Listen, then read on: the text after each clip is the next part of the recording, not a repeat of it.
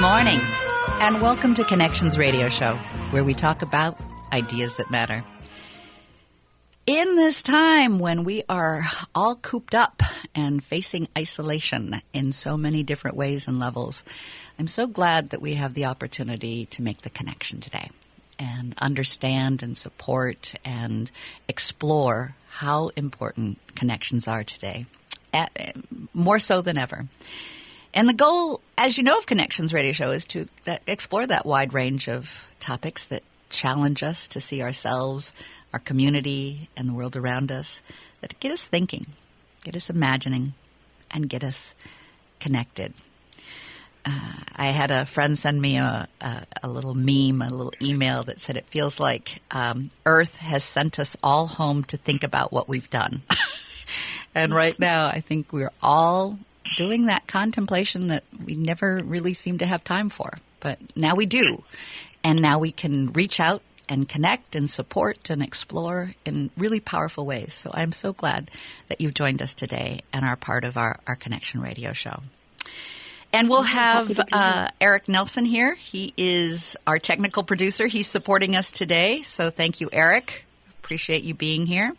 And my co-hosts are from RISE, and I know most of my listening audience loves and knows about the Reviving the Islamic Sisterhood for Empowerment, which is RISE. I have two wonderful people who will tell us more and talk to us about things that are going on. So I have the Advocacy Director, Asma Mohammed, is my co-host, and she has brought a Civic Engagement Coordinator, Malak Shaheen. So thank you so much for joining us today and leading us in this conversation, Asma. Thank you for having us, Lori. Happy to be here. And Malak, this is her first time on Connection, so excited to have that happening as well. You know, before we do anything else, I'd like for us just to do a check-in. So how are you both doing? Malak, you want to go first? Sure.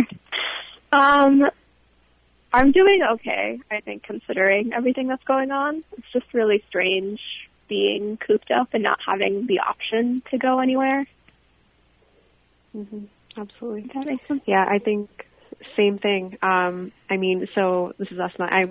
I take care of my parents as well, and I feel like I can't even leave the house because I'm worried about getting them sick or, contracting the virus myself.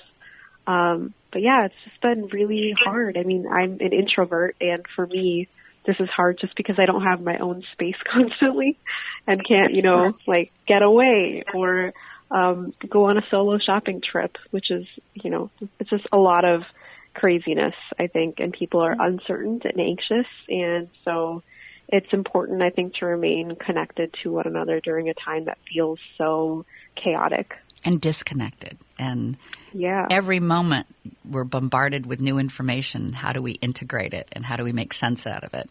And how do we make meaning when a lot of the status quo, just disappeared? Mm-hmm. And Absolutely. It's like we're, been landed on an island and kind of have to figure out what is this place and what's the next steps. I think one thing we've been figuring out at RISE is just seeing, how do we continue doing this really important life-saving work from home and from our computers and the safety of our couches and beds and wherever we're working. And I think the challenge has been staying connected, but we're lucky to live in a really digital age where we can, do FaceTime and Zoom calls and text each other and see what's going on in that way. I think making a new routine is because I think we take comfort in patterns and we take comfort that this is how we do things and this. So how do we establish the new routine that is connected digitally? And yes, we are blessed that way. And how do we create the opportunity for routine?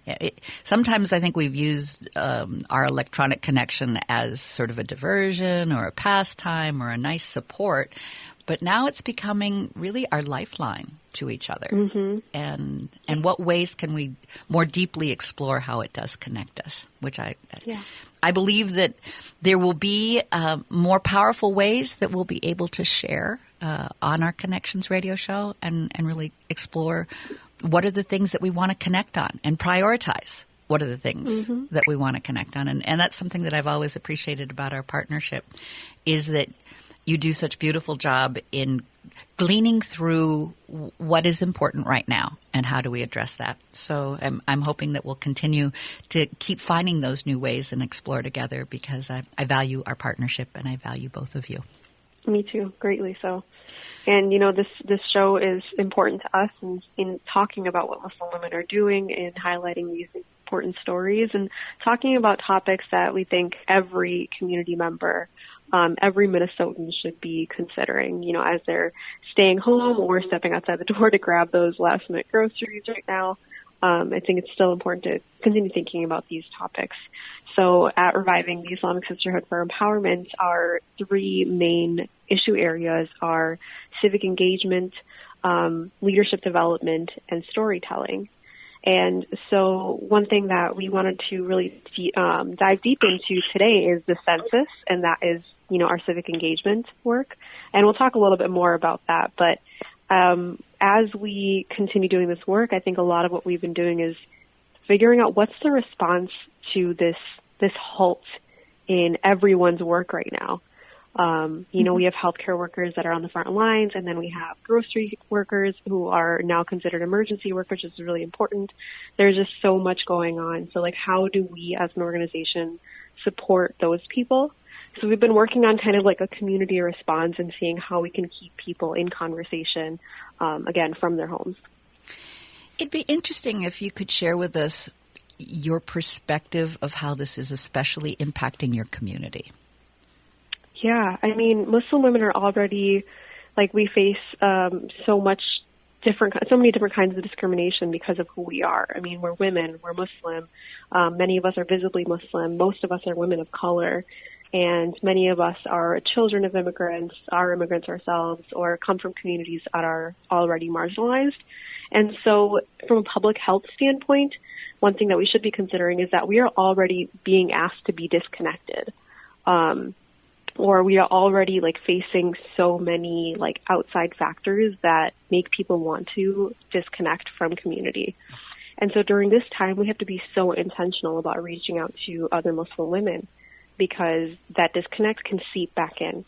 And something we've been doing over the past couple of years has been forcing people to get out of their comfort zones and say, hey, this space is just for us. We're going to be safe and comfortable here. We're going to talk about the things that matter to us. And so one thing we're doing this coming week is having something we're calling Sisterhood at Home. And so we're doing that, I believe it's on Wednesday at 6 p.m. And we're just getting people together, Muslim women together virtually, to meditate and pray together and talk about what's going on and hear from some experts on how we can support each other. Malak, how are you feeling that your community is being especially impacted right now? Yeah, I think it's kind of overwhelming at times, but I find a lot of inspiration in how people are really buckling down and organizing and working on mutual aid and funding people who don't have access to the resources that they need. So that's kind of what's been really grounding me. Getting our to-do list together. And yeah, it's challenging to know even how to prioritize. I go through a set of priorities of what I think I need to get done, and then an hour later, okay, let's redo that now. I do a lot of work in the restaurant industry, and it's been a challenging week. My parents have a catering business, and it's the same thing. It's so hard right now. Malak, and your family, you're in healthcare, right? Yeah, my sister's a resident, and my dad's a professor. But yeah, she's in the emergency room, so it's affecting her pretty. Yeah, that's scary. It's such a scary time, but those people they're on the front lines. They're doing this work that many of us can't do. And I think it's this time that when we're associated with a nonprofit that we care about. Now, as I mentioned, I do a lot of work with a restaurant. I work with a nonprofit that's called the Multicultural Food Service and Hospitality Alliance. And it's a time for us to be really looking at what are our goals and how do we best achieve them. Much of the work that we've done in the past is face-to-face. There's workshops, there's consultations. we've used webinars, but it's mostly a face-to-face, and it sort of flips everything over to like, okay, we know we have important information, and we want to keep the education available and supportive, because there's a lot of multicultural individuals out on that front line. How are we supporting them?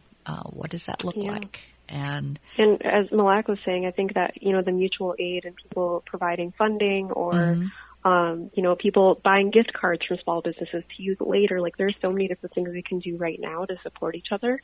And it just will look so different from what we've been used to. Right. Well, as we close out this segment, is there one piece of advice that you want to give both to our general audience as well as to your sisterhood that you'd like to close out this segment and really looking at how COVID-19 is changing our world right now? What insight do you want to give us to be thinking about as we close this one out? And I'll start with you, Asma. Yeah, I mean, for me, it's just I've been trying to stay in touch with people that I know love me and that I love. FaceTime calls every day have been keeping me going. So, like, reaching out for help and letting people know, like, I'm lonely and I need to talk. And claiming that. And not, I think that's and creating an incentive that you're intentional. Malak, do you want to share one thing before we go to our commercial break? Yeah, I think it's just important to remain connected as much as possible and reaching out to your friends and checking in on people, especially if they're responsible for like their older parents or grandparents. Well, thanks for those thoughts, and thank you all for listening and staying connected, because that's where we're at right now, is being able to find those new ways to have deeper and more powerful relationships that allow us to find meaning. Have a good one during this short break. We'll be right back. Stay with us. I'm Peter Ratcliffe from the Eastside Freedom Library, and I'd like to tell you about an historic place on Payne Avenue. Brunson's Pub is a place where history and passion are a part of every detail, starting with the menu. The Payne Phelan neighborhood arose from Dakota people who lived here for hundreds of years, and pioneering immigrant communities, Irish, Swedes, German, and Italians, who made the East Side their home. More recently, waves of new residents from Asia, Latin America, and Africa continue the rich immigrant history and are revitalizing the community's cultural life and economy. Come experience Brunson's Pub at 956 Payne Avenue and grab a discounted gift card when you mention that you're an AM 950 listener or a supporter of the Eastside Freedom Library.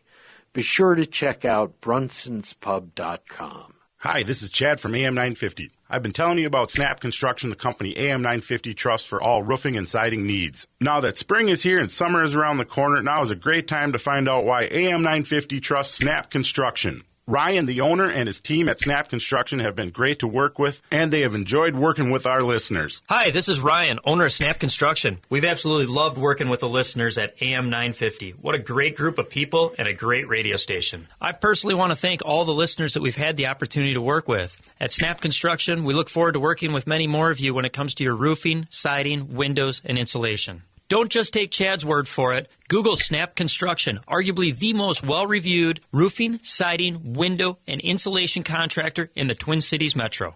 We led this community with a lifetime craftsmanship warranty. Don't wait to get a free estimate. Call today, 612-333-SNAP, 612-333-SNAP, or visit us online, snapconstruction.com. This is Chad, owner of AM 950. Our station has worked with Barbara from WYSIWYG Web Design for years on everything from logo to print design, and especially for developing our website. She does great work and is great to work with, listening to what our goals and design ideas were while offering new, innovative ideas to create the website we are proud of today. Barbara made sure she understood our station, our goals, and our mission before she started working on our site and made suggestions to help control the cost. Plus, she's friendly, which set us at ease. I recommend Barbara at WYSIWYG Web Design because I know she will deliver an attractive, professional website within the budget you have. She is a local independent business that specializes in helping other local businesses achieve their website and design goals. She can work with nearly any budget and create anything from simple sites to robust custom functionality. To find out more about the company AM950 Trust, go to WYSIWYGWebDesign.com. Spelled out just like it sounds, WYSIWYGWebDesign.com.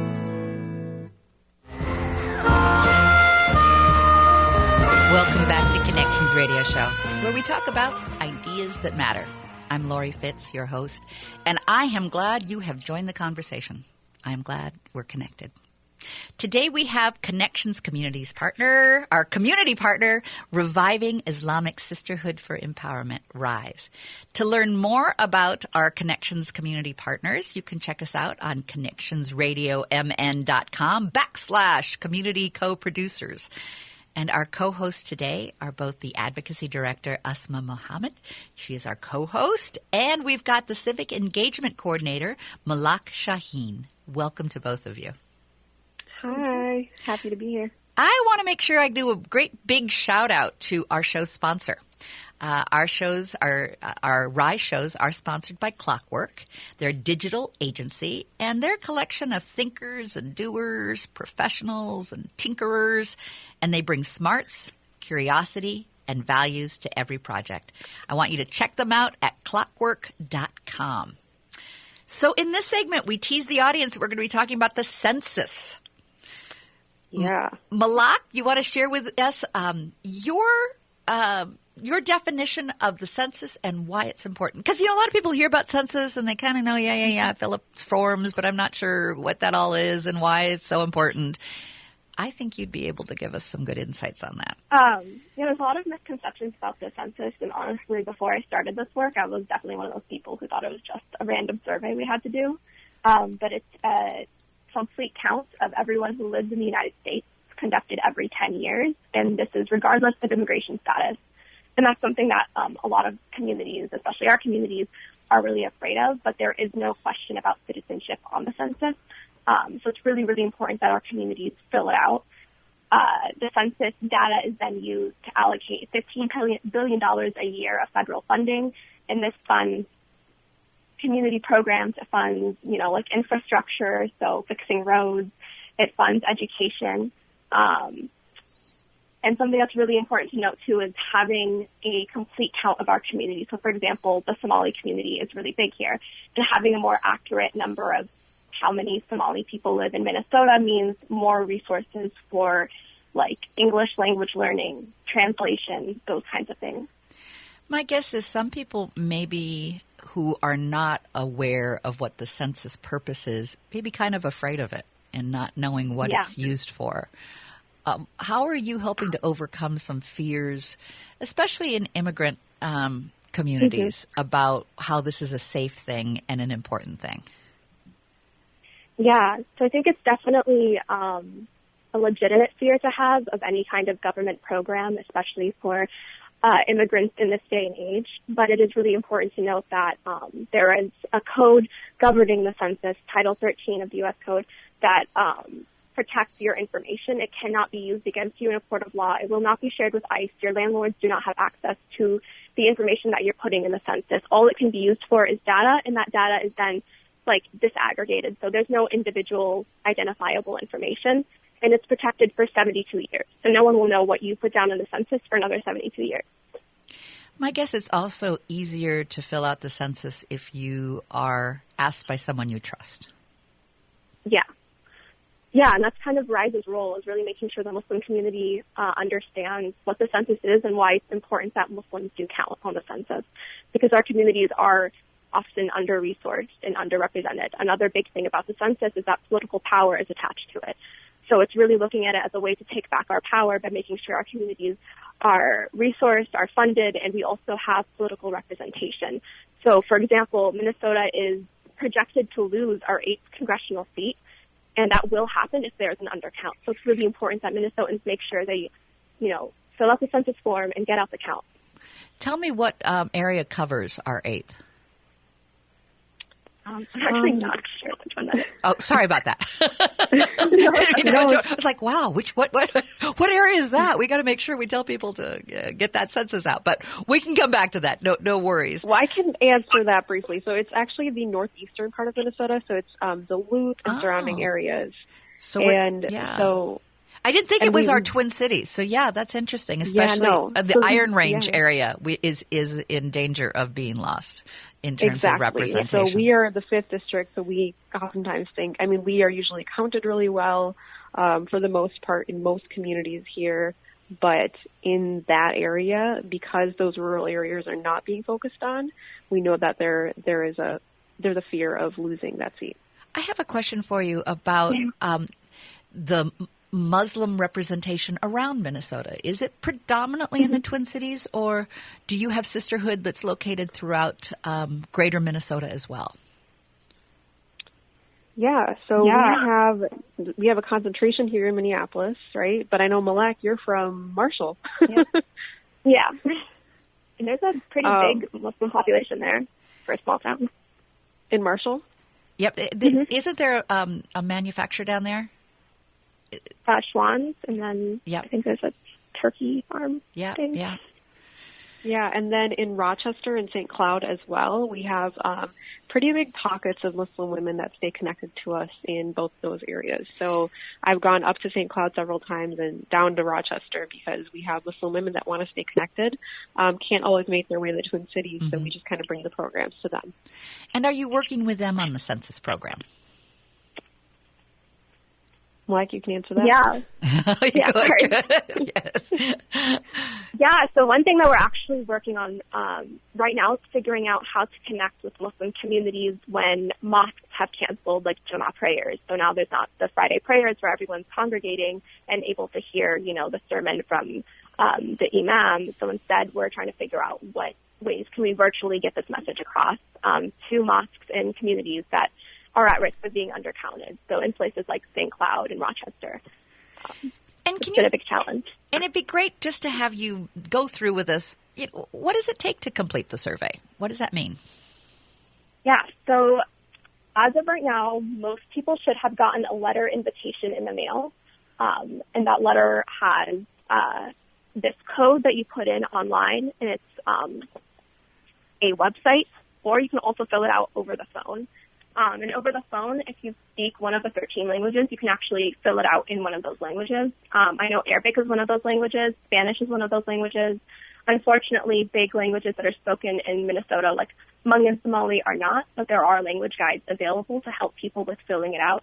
But otherwise, it's a really quick, 10 minutes of filling out an online survey. And you're there to help people if they have questions, I bet. Yes. And so people can reach out to us at our email or on our phone number. Do you want to give the email for folks if they're interested in getting support in how to fill out the survey? Yeah, so it's contact@revivingsisterhood.org. And there's something special, as we talked about a little earlier, on March 25th. Want to tell me about that? Yeah, so that's our Sisterhood at Home event. So this was originally going to be a mocktail, but since we're not doing anything in public, we're doing a virtual event on Zoom, I think it is. I bet you could have mocktails even if you're on Zoom.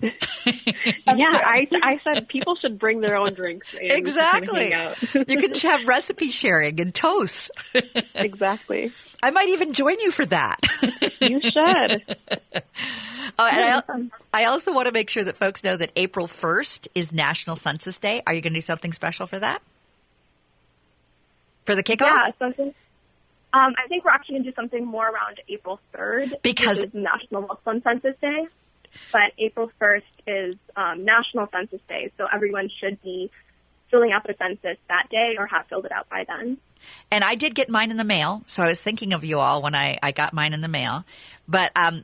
On April 3rd, that's the big one. National Muslim Census Day is one that you're really wanting people to get their census in, or at least get it started by April 3rd. Is that right?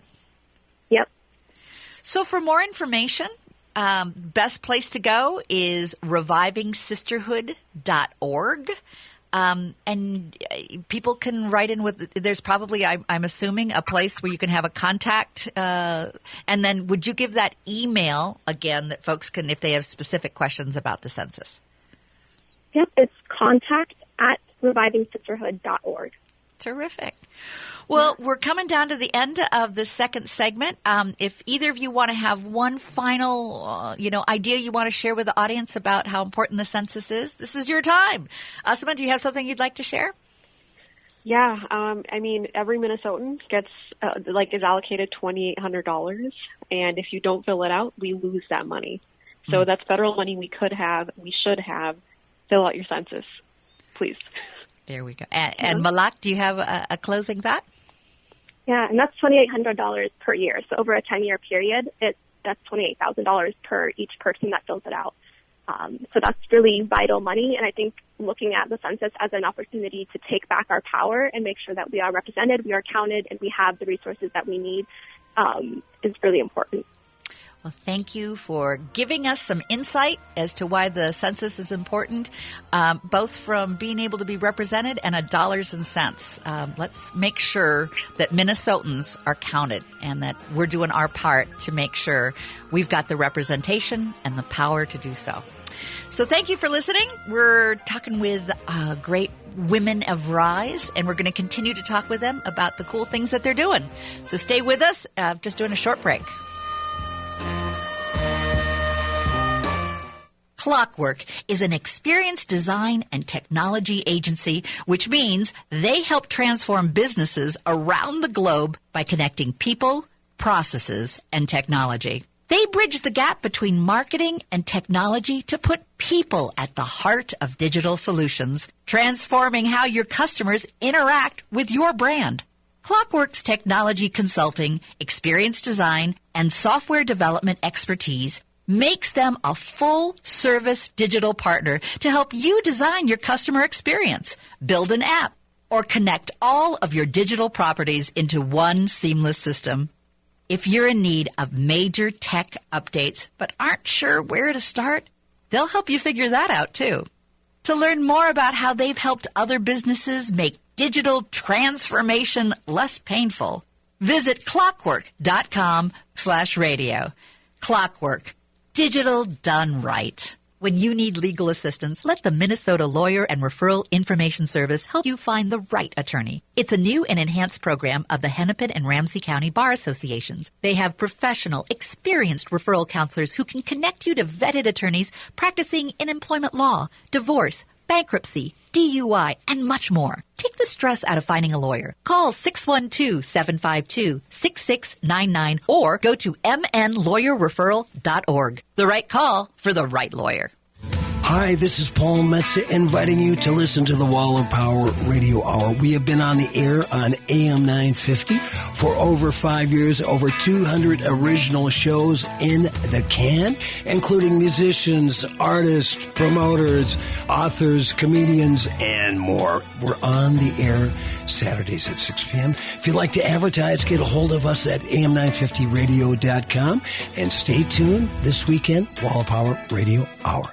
Tom Hartman here telling you that solar energy isn't just for environmentalists. Switching to all-energy solar is actually perfect for reducing your carbon footprint while also saving money on your monthly electric bill. The fact that solar panels cause no earth-harming emissions while it's producing energy is a bonus. Who in the world could object to that? But they can also help you save money month after month for decades. And they do it with a clean footprint. So go green and start saving money today by visiting allenergysolar.com. I'm Peter Ratcliffe from the Eastside Freedom Library, and I'd like to tell you about an historic place on Payne Avenue, Brunson's Pub. Experience history and passion through the delicious menu, reflecting the East Side's diversity. The choices are limitless: salads, sandwiches, burgers, and shareable plates. Visit Brunson's Pub at 956 Payne Avenue and grab a discounted gift card when you mention that you're an AM 950 listener or a supporter of the Eastside Freedom Library. Be sure to check out brunsonspub.com. With your AM 950 weather, this is Eric Nelson. Today, cloudy skies with a high near 37. Tonight, a chance of rain before 8 p.m. with a low around 30 degrees. Sunday, a chance of rain before 11 with a high of 46 and a low around 32. Monday will be sunny with a high of 51 and a low of 37. Save an extra 7.5% during Warner Stellian's Appliance Free Tax Rebate Sale. Get unbeatable prices, free local delivery from the specialists, and then get Warner Stellian's exclusive unbeatable rebate savings of 7.5%. Call or visit their 10 Twin Cities stores or buy online at warnerstellian.com. Welcome back to Connections Radio Show. I'm Lori Fitz, your host, and we're talking about ideas that matter. I'm glad that you joined the conversation, and I'm very glad that we're connected. Today, we have our Connections community partner, RISE, which is the Reviving the Islamic Sisterhood for Empowerment. I wasn't sure if I was going to say RISE or if I was going to start with Reviving, so I went with Reviving. Reviving the Islamic Sisterhood for Empowerment. And I have co-hosts. We have the Advocacy Director, Asma Mohammed, and the Civic Engagement Coordinator, Malak Shaheen. Welcome to you both. Hi, Lori. Hi, listeners. We're so glad you're here. I'm glad that we're connected both by the radio and our Facebook. You're tuned in with Facebook with us, so thank you for that. You know, this is challenging times. We've been living in times that have been stressful for the last few years. We're in the twilight zone, Lori. Yeah, we are. And in some ways, hopefully, this is maybe an opportunity for us to look deeply and make changes as a country. Maybe some of the things that have started in terms of really understanding that we're connected and that we are a multicultural society and that we have sisters and brothers from all cultures that we are related to, and that we can celebrate. We need to celebrate each other, especially when we're confused. It's hard to know what to celebrate. But the human spirit is an amazing thing about what we can do when we're called upon to think in new ways. And one of the programs that I love so much about what you do in your storytelling is talking about Sheroes. So in this segment, I know we want to talk about the Sheroes. We also want to talk about Muslim Women's Day and celebrating. Coming up. Yep, celebrating. Yeah. So let's start with Muslim Women's Day. Tell me about that. Yeah, so Muslim Women's Day is on March 27th each year, and I believe it started just a couple of years ago. And it was a young Muslim woman who lives in New York, I believe, and she just thought there needs to be a day to recognize the important work that we do behind the scenes, on the front lines, everywhere. And so this falls perfectly in line with our work, Lori, because you know that we have our Muslim Sheroes of Minnesota programming. Mm-hmm. And so we are already so focused on celebrating the work of Muslim women in Minnesota that this, again, just falls perfectly in line with what we do. So, Muslim Women's Day just, I think, is a call to celebrate for everyone. It's not just for Muslim women. It's asking other folks to recognize Muslim women in their lives. So, Lori, I'll expect a present at my doorstep on March 27th. Joking. Okay. But then when we get back together, then we'll have to celebrate. When we get back together, we'll have our mocktails. Yeah, well, actually, I may send you some mocktails for your party. That may be one way that I'll honor you, is to make sure you have mocktail supplies for your party coming up. Yeah, so we're asking people to join us in celebrating Muslim women, which is something you're already doing, Lori, by, co-producing with us, by making sure that these stories are heard. So our Sheroes programming is so important to us. We are highlighting the stories of Muslim women who often go unrecognized in our community and who are doing really incredible work. So we're just continuing in that same vein. And you can go to your website and just be able to spend time getting to know these women. You have them featured, right? You have some videos and you've got their narrative and background. Do you want to just share just a few? And I know we're not going to be able to get to all of them, but they're really amazing women that are doing incredible work. Yeah, so if you go to revivingsisterhood.org, you can find a lot of all of our Sheroes programming there. So it's we have videos. So there are some digital shorts we produced with Twin Cities Public Television, or TPT.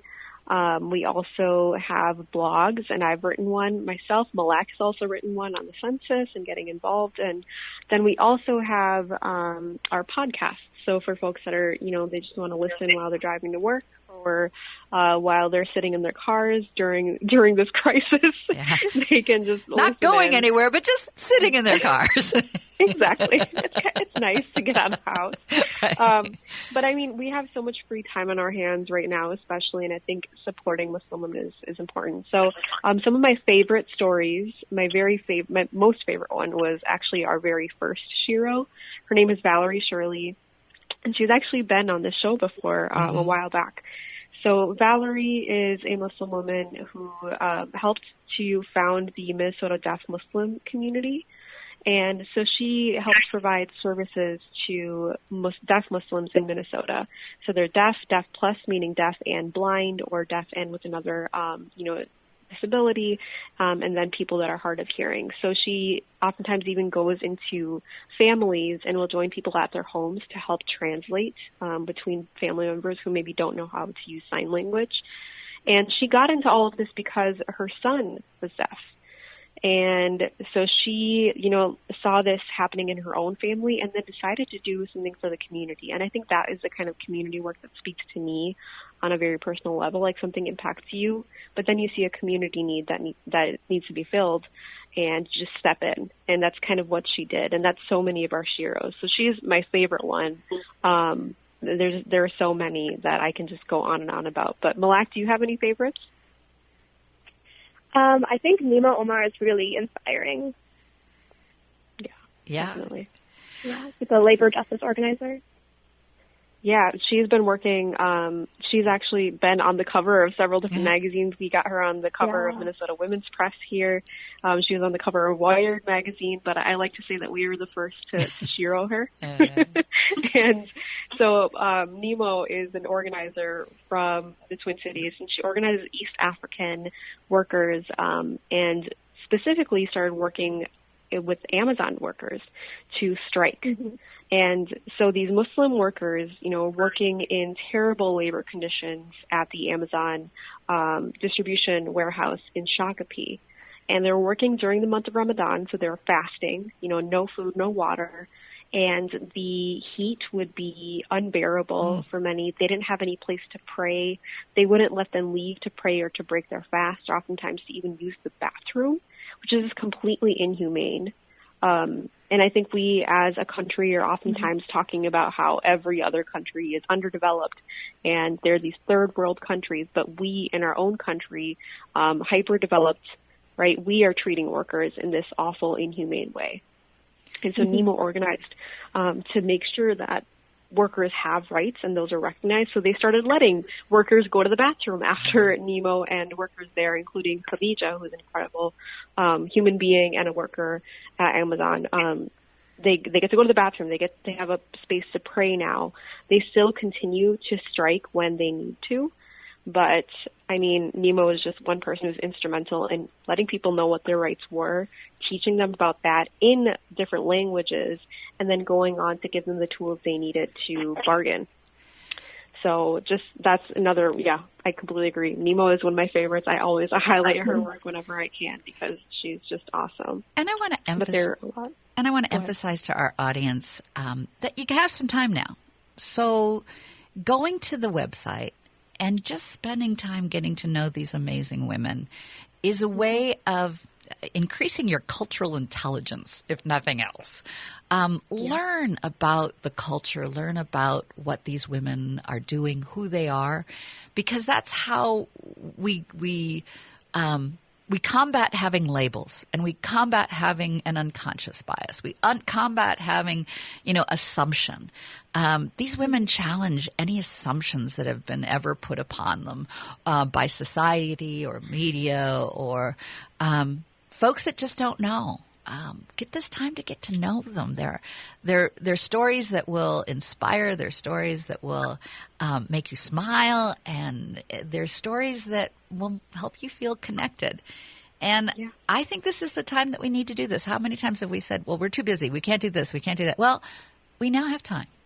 So let's take that time take a look at what these women have been accomplishing and continue to accomplish. And it will be good for your soul. It will be good for your well-being to see heroes, sheroes, and the work they do.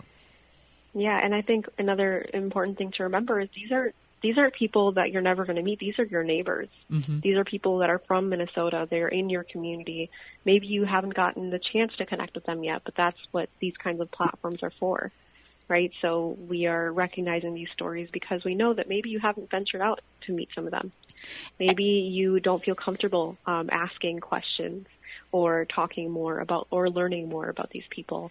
And so we are sharing their stories in a very public way on our website, on our Facebook page, on our Instagram, Twitter, all of these different platforms. So let people know, like, hey, this is an easy way you can get to know more. And then maybe challenge ideas that you have or preconceived notions that you have about who Muslim women are, because we are not a monolith. We are so different in, I'm not a labor justice organizer. I am not, trained in American Sign Language. Like, none of these things are who I am, but there are women who are doing work that I'm not doing right now. And I think just sharing those stories with people is a way that you can support Muslim women on Muslim Women's Day. So if you want to support Muslim women, I think one way is sharing those stories. Follow us on our Facebook page. It's just Reviving the Islamic Sisterhood is where you can find us, or just facebook.com/Reviving Sisterhood.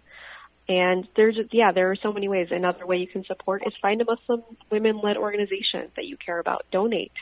Just sharing that work out so people know what we're doing, and sharing this video, for example, that I'm sure is going Facebook Live on AM 950, letting people know what Muslim women in the community are doing, because the local is very important right now. And then that might be an opportunity to connect with someone about a story that moves you. And you can amplify by sharing these stories and connecting with people that you may have not met before, but having a chance to be able to feel like you know them and celebrate them. So there's a hashtag Muslim Women's Day, that you can amplify someone you know. But it's also a place you can go to be inspired by the women and what they are doing on Muslim Women's Day. And I want to take this moment to thank you both, because that's part of celebrating Muslim Women's Day, is I thank you in advance for all the contributions that you both have made to our community. And I appreciate what you're doing, and so honored to be in partnership with you. Always. Thank you. Thank you. I also want to thank our Clockwork. Thank you so much for sponsoring. Great digital agency. And you should go to Clockwork, to their website. They do great work, clockwork.com. And we'll be right back. For our last segment, it always goes too fast, but join us as we continue to talk about RISE and the wonderful work they're doing in our community here in Minnesota. Clockwork is an experience design and technology agency, which means they help transform businesses around the globe by connecting people, processes, and technology. They bridge the gap between marketing and technology to put people at the heart of digital solutions, transforming how your customers interact with your brand.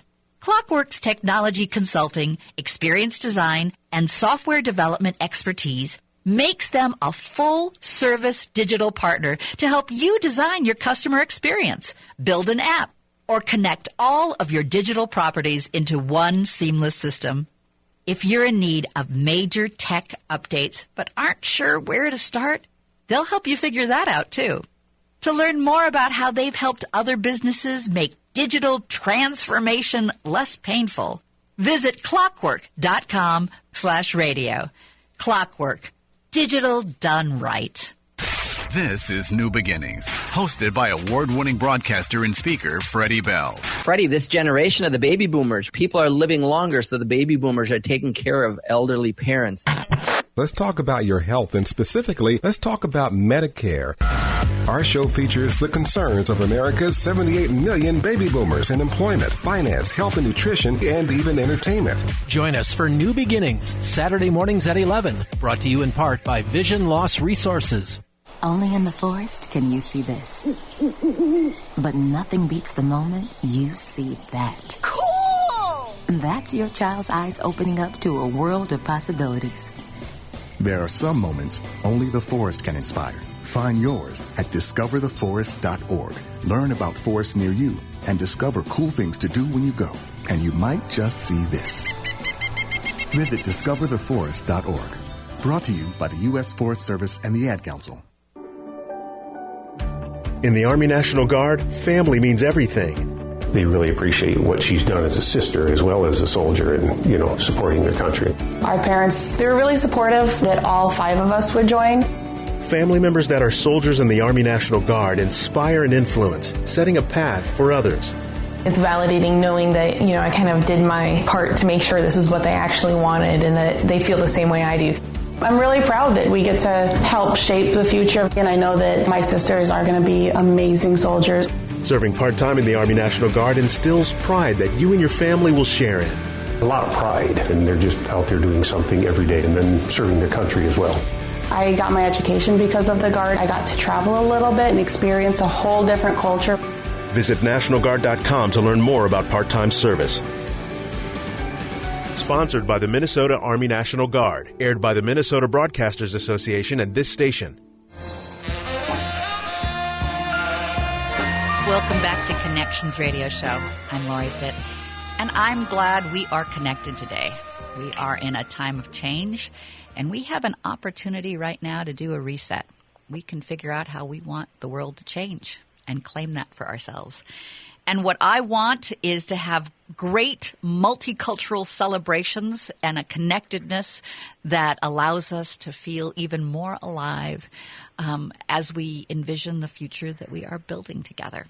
And I am delighted that we have our community partners, our community producers, RISE, the Reviving the Islamic Sisterhood for Empowerment, who are a group of incredible women who are envisioning a world that is connected and powerful and where we all can show up and do something. And our show today is also sponsored by Clockwork. It's a great organization that's supporting digital solutions. So check them out at clockwork.com/radio. And I have 2 amazing hosts that are with us today that are really leading the conversation on our time of change and celebrating Muslim women. I have our advocacy director, Asma Mohammed, as our co-host, along with our co-host, Malak Shaheen, who is the civic engagement coordinator. Thank you so much for our conversation today. I think we've had such a wonderful opportunity. Oh, you all are just doing wonderful work, and I'm excited about the possibilities of what we can build together and continue to build in our sisterhood for all. I want to have our last segment here really be talking about self-care and community care. What are we doing to take care of ourselves during this time? And what things can you share with us about ways to look at self-care during this time? So, Asma, do you want to start? Sure. Yeah, for me, it's been hard thinking of how can I look inward during this time when I want to pay attention to everything that's happening outside of my house.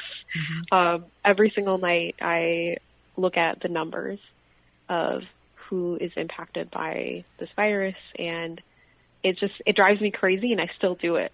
So I think one piece of self-care that I've had to incorporate into my routine is making sure that I'm making time to pray and meditate throughout the day. And I feel like it just keeps me sane because things are just going crazy right now. So that's been one really important thing. And another is my friend Megan she formerly from Clockwork. Megan helped, she came on to Clockwork and did really important work there. So she told me about this method called the Kanban method, and with it basically you create to-do lists using Post-it notes, but you kind of paste them around your house, your room. So I have this virtual Post-it to-do list going around. So it has one section for things that are ongoing or on the back burner, some things that are in progress, and then things that are done. And I think it's just doing that because we are like losing our routines at this time. Mm-hmm. And Lori, I know you talked about how routines are so important to us. Yes, absolutely. Like, we all need structure in our lives. And when we lose that and we are like, time is kind of warped and we feel like every day is melting into the other, we need to have these routines to keep us going. So that's been how I'm taking care of myself. I think that's excellent. You know, I used to do programs, and I may in the future again, on process mapping. And we'd use these Post-it notes. Beautiful. But, you know, we'd go to the next obsessive place of like color coding and, you know, and then being able to move them around. And I've gotten to the point sometimes where I use my staircase as a one great big running process map of things that I've got in process, things that need to get done. So, you know, you can celebrate that. This is a time to really be thinking and figuring out, you know, how do you want to be creative and even how you put your to-do list together. And it may be on your staircase. Yeah, mine's on my, it's a map that I have on my wall. I'm just adding things because I can't go anywhere on that map. So it's kind of fun. Malak, do you have some things that you can share about care and building sisterhood from home? And what are the ways that we're supporting each other during our social distancing? And I don't know if it's social distancing, it's physical distancing. But I don't know if we really are socially distant. I think we need socially even a deeper sense of connection, but we do have to physically distance. Yep. Yeah. Yeah. So that's been a real challenge for me, is like how to remain joyful in this time and not give in to the anxiety and cynicism of just the present moment. And for me, that's really been looking at what our communities are doing. And if you go on social media, you'll see stories of organizers who are organizing for, you know, grocery store workers, making sure they have hazard pay, making sure they're allowed to wear gloves and like not putting themselves in more danger than they already are in. It's looking at how people are uniting behind each other and really like providing resources, whether that is money or whether that is, you know, like emotional support. Mm-hmm. So that's been really inspiring to me, but it's something that I'm still struggling with personally. So just like figuring out when to take a break from social media and when to make sure that I'm still connected with people has been a really like challenging thing for me. It's almost an act of bravery to be vulnerable and allow ourselves to be inspired, because it's really hard to be inspired right now because the fear can take over. But how can we be more deeply inspired by our purpose, our connection, and what we want to do to help make changes as we get through this period?